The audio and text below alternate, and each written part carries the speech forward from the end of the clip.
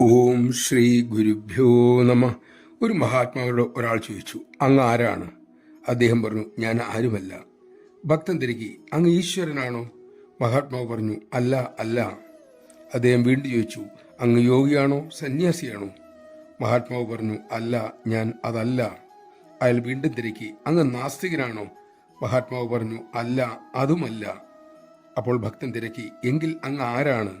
ആ മഹാത്മാവ് പറഞ്ഞു, ഞാൻ എന്താണോ അതാണ് ഞാൻ, ശുദ്ധബോധം. ഇക്കഥ പറഞ്ഞിട്ട് അമ്മ അരുളി, മക്കളെ, മഹത്തുക്കളുടെ നില ഇങ്ങനെയാണ്. മനസ്സിൻ്റെ പിടിയിൽ കിടക്കുന്നവരാണ് നിങ്ങൾ. നിങ്ങൾക്കത് മനസ്സിലാകില്ല. നമഃശിവായ.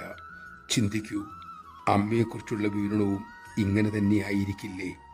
അമ്മ എല്ലാമാണ്, പക്ഷെ ഇന്നതാണെന്ന് പറയാൻ സാധിക്കാത്തതുമാണ്.